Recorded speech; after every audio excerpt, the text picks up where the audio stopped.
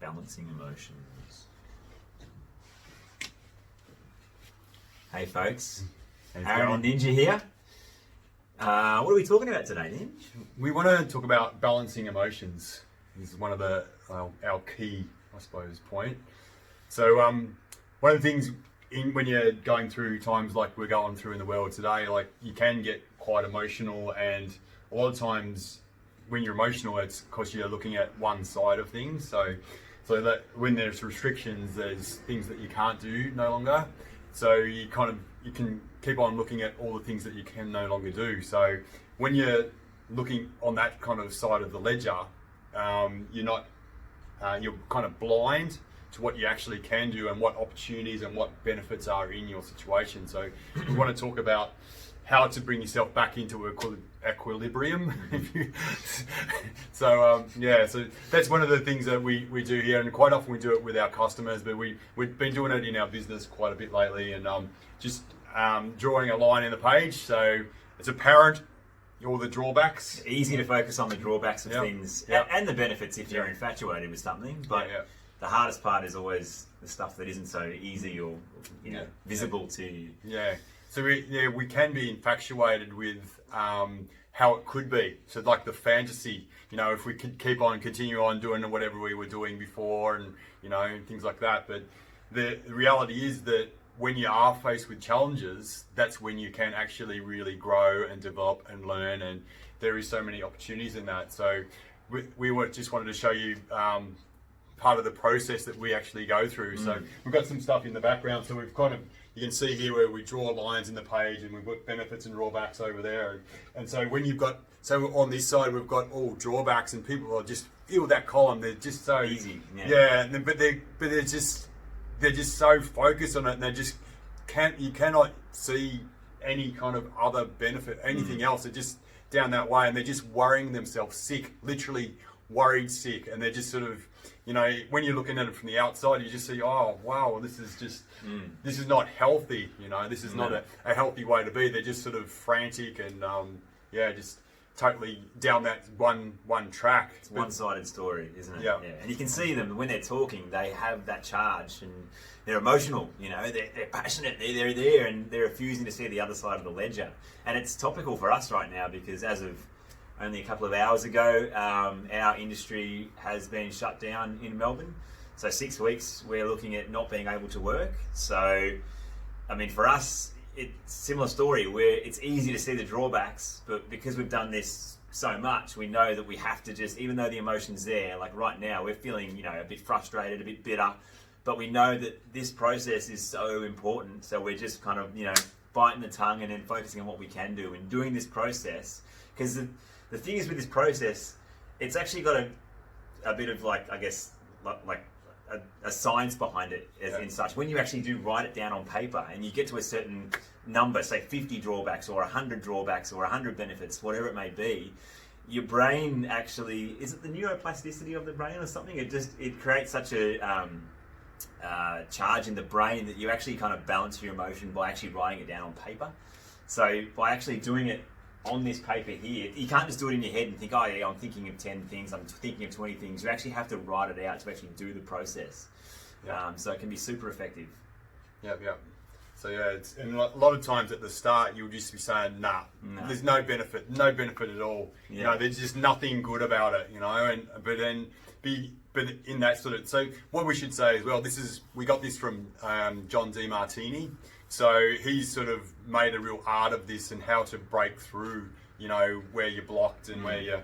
So we've really used his stuff. I've used it over the last 13 or 14 years, and it's really helped me out in my life and be able to kind of get through things, navigate through things, and it's just a really good skill to learn, and it can get you out of so many different stuck spots. It's not just like what we're going through right now, isn't it? It can be business or relationships or anything really. You can do this process and get through it. Because he kind of says, like, if you got a 20-to-1 ratio, so if you got a 20 resentments to 1 infatuation, which is on the other end, you've got you want to kill someone, you want to kill something, or you want to kill yourself. You know what I mean? So it's like a homicide or a suicide. And so, and it can happen when you can't see you put somebody right up on a pedestal as well. They kind of, you can't see any flaws in them, any downsides, but then all of a sudden you get smacked and they're actually find out that this person or this business or this situation is, not as good as you thought. Yeah. He has a great way when you first meet a partner or something, and you can be infatuated. You've got the butterflies, you're in the honeymoon period, and you're blind to the negative traits of that person. And then maybe down the track a year, then you start to see them. So, not only in a situation like this where we can focus on the drawbacks, but when you're in that infatuated state, it's important to look at the drawbacks, not just the benefits too. So, It's just a really cool, simple process to like you said, navigate through, turmoil or friction. Yeah. So you can do it for a person, you can do it for a business, you can do it for, in a situation like we're in now. So you can use these kind of principles to balance things. So it's like, what we're talking about essentially is about charges. So you got electrical charges that go through waves, they got positive, negative like that, on, off, day, night. We've got all these different opposing dualities in life, and you got to be able to see that. I've done this sort of thing on a video before. You can't just look at your hand and say, yeah, that's the way it is, because then you can turn it around and the hand is completely different. It's got a different, but it's the same hand. It's the same with a person. You're looking at them from a certain perspective, and there might be things you really like because that's in line with your values and what you like and what you think is right. But then when you look at them from a different angle, or different perspective, a different light, you realise that there is a shadow. There's everything's got a shadow. Everything's got another side. Every person's got shadows and I guess things like that. What John always preaches is that everything in life is balanced. Yeah. Everything's there. There's nothing missing. Nothing missing. It's just that people, like Ninja said, get either infatuated or have so much resentment towards someone that are only seeing one side, and their waveforms are out. They're too spiked. Yeah. So you kind of want to always be operating from a balance point, okay? Because when we're operating from these spikes, we're too emotional. So the more you can get yourself in equilibrium by doing this process or just being aware of it, I guess the less charge you're going to have in your life. It comes down to charge, yeah. And so another thing he says is like when emotion is high, intelligence is low. So it just means that we're not operating from our front of our brain, our higher self type of thing. We're not seeing a whole perspective. We're operating from an animal kind of thing, like flight or flight, just survive type of thing. Reptilian brain, yeah. So to get up into that higher prefrontal cortex. Up into that part of your brain, that's when you can start to see that things are balanced. Things do have lots of different facets and different sides to them, and you can really start to see things for how they really are.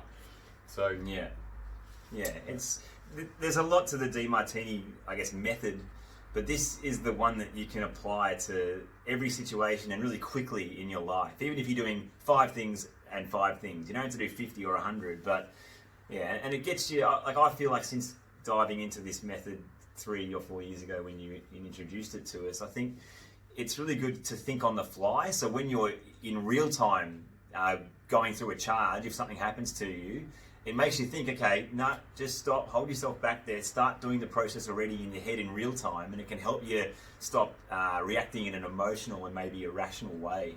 So yeah, I mean, we just spoke before about from our business perspective in this point, we haven't jumped too quick over the last few days when the rumours started to fly out. We haven't emailed our database or been too quick to react with our practitioners. We've kind of sat idle and not been emotional or reacted emotionally, and we've got to the point now where we can react logically. Okay, so we process it first. Yeah, look at all the information in front of you, and then make rational decisions, not emotional.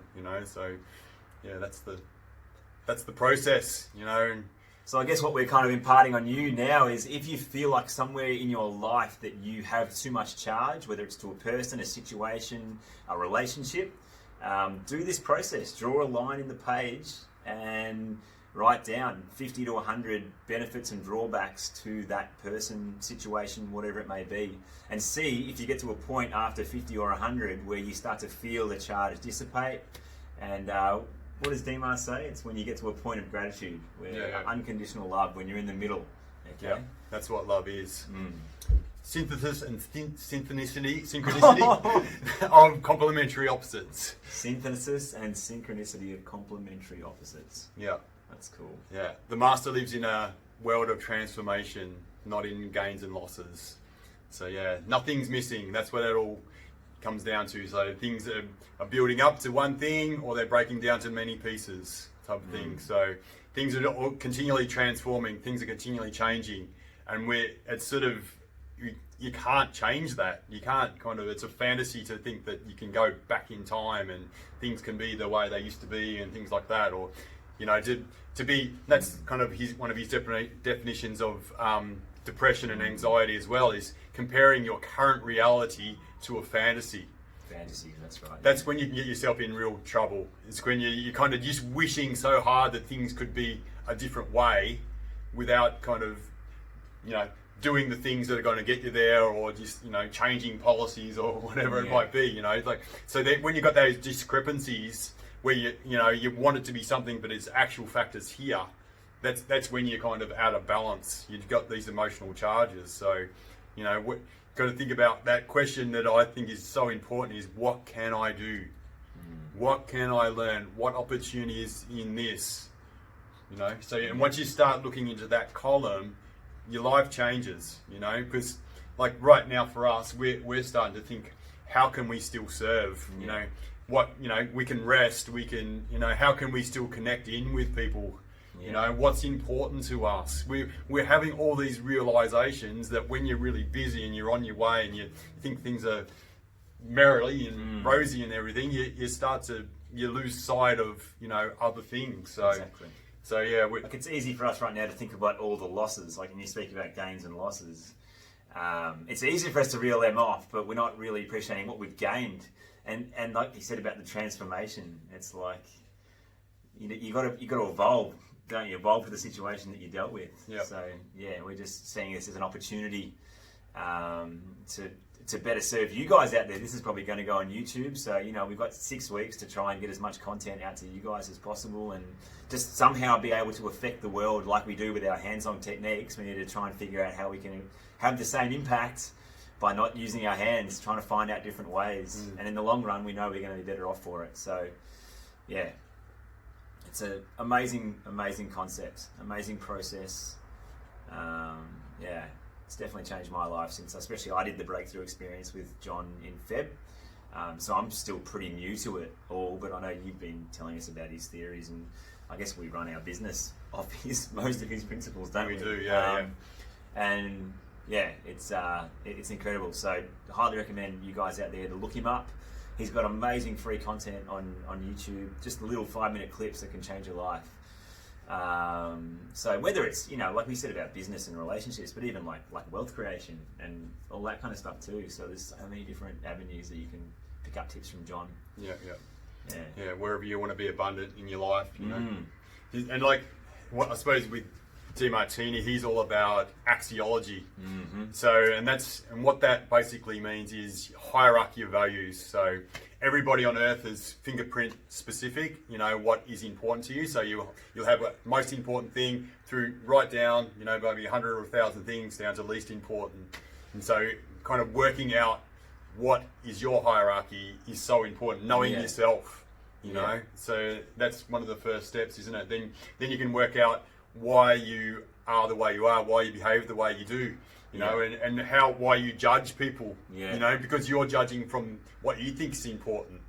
What's on your hierarchy is not necessarily on somebody else's hierarchy, So it gives you a great perspective of, like you said, your life and why you act the way you act. And I think in a relationship, it's important for both people to do the values determination list, because it gives you an understanding of what you both find important, and why maybe one partner in the relationship doesn't find one thing important, which could cause turmoil. If you both understand where you're coming from, it's a much more effective relationship. So yeah, it's amazing the differences in values, isn't it? Like even in our team, we do it every 6 months or so, and they change too, which is really cool. They'll change every 6 months. Something that, like I remember when you had a kid, from one 6-month period to the next, yours completely flipped. So yeah, they're ever evolving too. So it's important to keep doing them, because it just gives you understanding about where you are in your life. And what's the thing about like high priority tasks and low priority tasks too? That kind of ties in there with, you know, where you want to spend your life in accordance to your highest values, and you'll prioritize your tasks in accordance to that as well. He talks about Parkinson's law, which pretty much means if you don't fill your life with high priority things and make them, you know, do them, action the high priority things, they'll get filled up with low priority things. So it's sort of like, and like if you've got 10 hours to do 3 things, you'll take 10 hours. But if you only got 3 hours to do them, you'll fit into that time type of thing. So you kind of, It's another cool, probably going on to a different concept that he brings up is that like when he says, wherever you aren't empowered in life, you'll be overpowered. So if you're here in life with something, you'll get that response, you know, and vice versa. So the more you're closer you are to there, the less these big troughs and peaks will happen to you. So, So I suppose it get stronger at different things. So we're encouraging you to get stronger generally with health and with your pain and things like that. So you're not only going to get that by putting that effort into it, you know, but putting quality effort in, you know. So if you want your health to get better, you've got to get the habits, get the actions in alignment with what you want. You know, if you want finances, you want a relationship, you know what I mean? You got to do all these things. You got to get the communication going. You got to get the saving going. You got to do the things. Got to get the high-paying job. You got to cut down your expenses if you want financial kind of gains, you know. So it's you got to figure out what you want. You got to figure out who you are, and if you're kidding yourself, you know, because you like the questions sort of ask you how you spend your time, how you spend your money, how do you spend your energy, you know, what you talk about, what do you think about.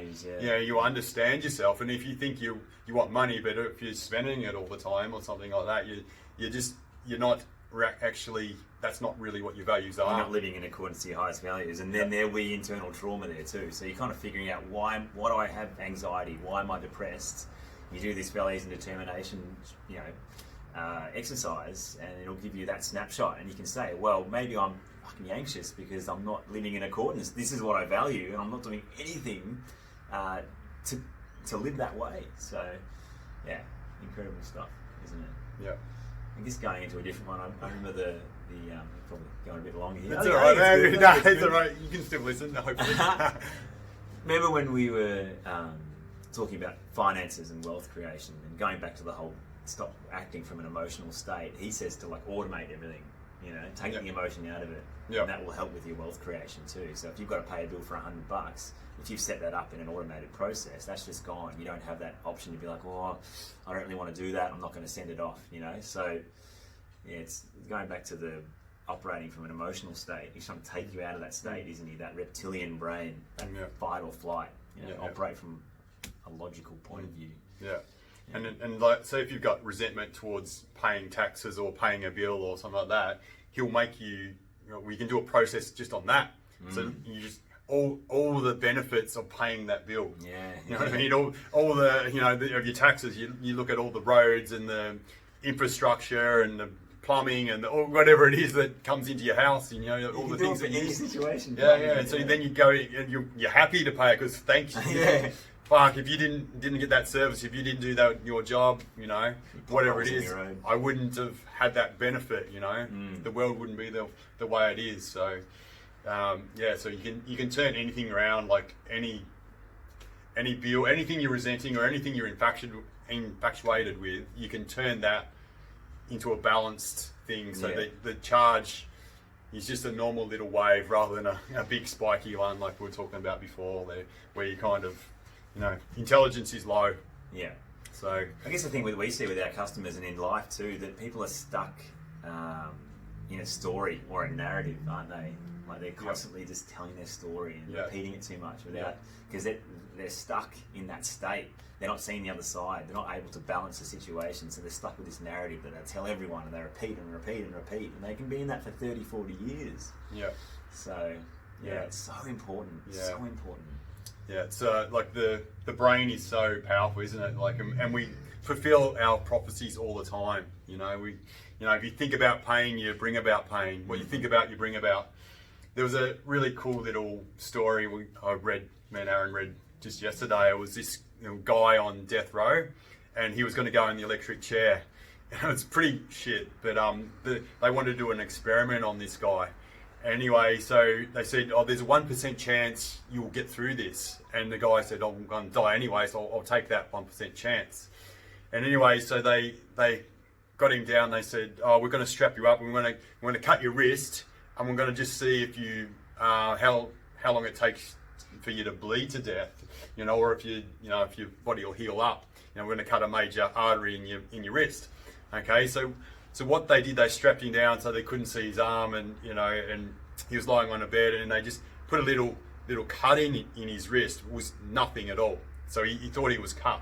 And then they put a pan down underneath so he could, they put something just dripping into this pan. Okay, so what happened was he's had hardly any cut on him at all, but he believed that his main artery had been cut. Okay, so he was lying there, and like you'd hear this dripping, the blood dripping. That's what he thought. And anyway, he went through all the stages of bleeding to death, and he ended up having a cardiac arrest. No way. And he had hardly any wound. He shouldn't have died. It's the power of the mind. The power of the mind. If you think you're fucked, you fucked. are. If you think you're gonna be healthy and heal and things like that, and you're doing all the things in accordance. So it's got the action component as well. So it's not just. So it just shows you the power of your mind. It's like what you say when you've got a chronic patient coming in, and if they think they're never going to be fixed, or it's going to take 2 years or 3 years, then it'll take that long, or they might not ever be fixed. If they say, oh, it's degenerative, you can't change it, their knee will never get better, But if they believe they can be fixed, if they know that they'll be better, they can reverse this, they can do amazing things, it will happen. Yeah. People often know in their heart. That's why they kept on searching. That's why they kept on trying to find things. And they know, there's a knowing in your body, that you hit the right spot. It's gonna heal, and it's the same in life. If you do the right things, you're gonna get a good result. You're gonna be healthy, or you're gonna get a relationship, or whatever it is that you're wanting to have. So it's action. That's the moral of this. What actions are you taking? What are you thinking about? That's more than ever. It's so important. Don't get sucked into that white noise that's going around in the world right now. Just focus on what you can do. Sometimes reading all the news and reading all this stuff that's happening, it's not benefiting you at all. It's not benefiting what you can do. Okay, so just get back to that mission. And if you do feel charged about anything, remember, just do this process. Just try it out. Get the paper, draw a line. I know we're going to go home tonight, and I'm definitely going to be kind of processing what we've been dealt with today, the news about our work. We've already done benefit of masks. We've done benefits of shutdowns. All these different things already. We've already done them. From the first time around a couple of months ago, we've kind of already done them. But this time around, it might be a bit longer. I guess we've got resentment towards government and authority bodies, and we need to balance that. We're actually trying to go. What is the benefit of this? And to be in a successful society as well, we're governed by rules. We've got road rules, we've got tax rules, we've got rules. Exactly. Or in a game of footy, you can't go, okay, I don't like that rule. Exactly. I'm not going. I don't give a shit. I'm just going to throw the ball or something. It's like we likened it to. We got a staff base here of 17 people, and sometimes we'll give out something that's really, really easy to follow, and maybe there'd be a bit of resistance there from some people, and we get frustrated. And so we thought about, our government as being, the leaders of our company. If they're putting out a rule and people aren't following it, you can understand their frustration. So we can relate to it. We own those traits. We own that situation. We've been through it before. So I kind of want to talk about another topic now too. Go on, do it. we spoke about this before, but the last 4 days, these rumours have been coming up that we might be closing. So it's been a bit of a roller coaster. We've only really just found out now, and even then we don't really know where we stand now. And it's been about 5 days.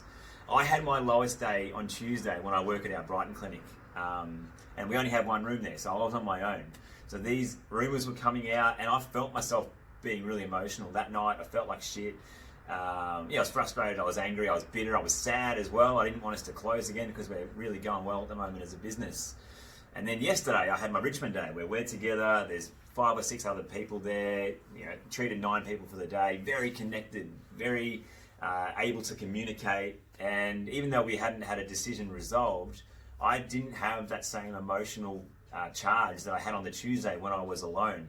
So what I'm getting at is the importance of connection, human connection to your friends, to your family, to your loved ones during this time. Even though it might be hard with the restrictions, but just even online or just a little text or a phone call, having that human connection is so important to actually being able to resolve those charges as well. So yeah, I just wanted to tell you something that we preach about a lot here is to stay connected.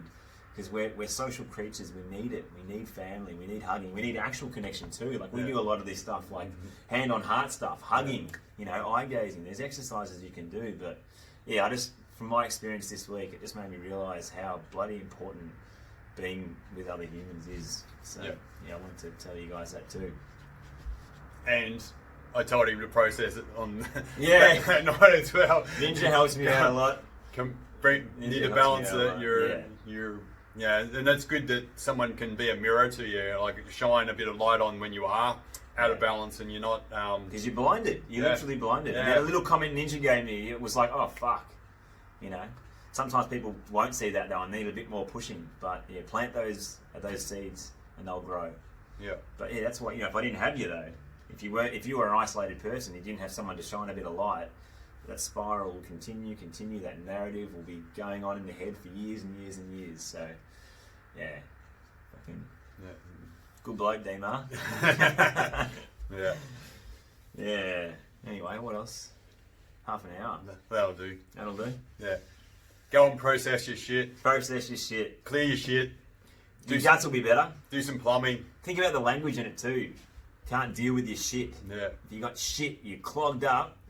In the here, you probably got IBS. You probably can't shit. You're constipated. So holding on to your shit. You know, and you probably know people in your life that you can see are just so intent that they're right. You know, and they're just so one-sided, and you can just see that that's not a healthy way to be. No. You know, they start beating up on cops or something. You know, because they're just, you know, just.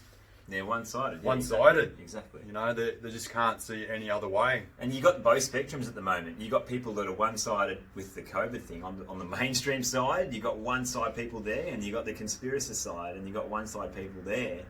They're both going through the same struggle. They're both in a one-sided story. They can't see the balance. So it's not good to be on either side. You've got to be, you know, operating from that middle point. Yeah, you got to do your research. You know, you can't just look at one thing, one side, one lot of, you know, one perspective. Yeah. It's just, you're just not going to know what's going on. So yeah, research into everything and don't just, you know, be fed, you know, whatever. Because like media is a really good example. They're not going to, they want to sensationalize things. They want to, you know, get emotional kind of connection and they to want tell you to their operate story from that emotional state. They want the peaks and troughs. Yeah. They're not opting for you to be here. That doesn't sell papers. They want you fucking emotional. So. Yeah. So that's what gets clicks or sells papers or gets views or whatever it might be, you know, because it's, you know, it's sensationalizing something. So it's like, and they're going to cherry pick, you know, type of thing. They're going to pick out bits of data that kind of, you know, are in alignment with their story, you know, what they're trying to deliver, you know, their case. Type of thing.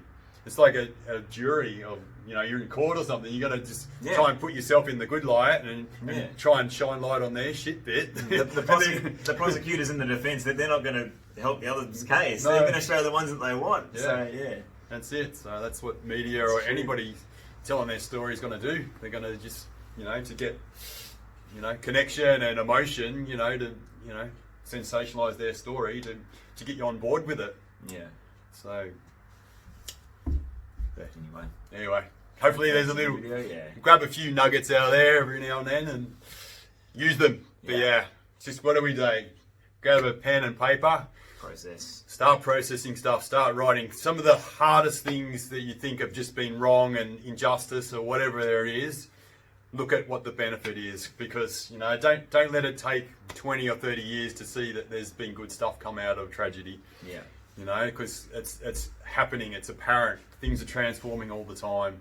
You've got to be creative too, don't you? Yeah. Like sometimes when you're in it and you've got someone helping you out, Yeah. Yeah, you got to be super creative. So, yeah. And you got to get to the saturation point as well. That's what we kind of understand too. Yeah. Like, if you still got emotional charge, no, they're fucking wrong. No, they're or whatever. You're not balanced. You're not ready, balanced yet. You got to do 20 more things, 100 more things. You know. Well, Dean says that true gratitude comes from that point of unconditional love, where you actually have you have a tear.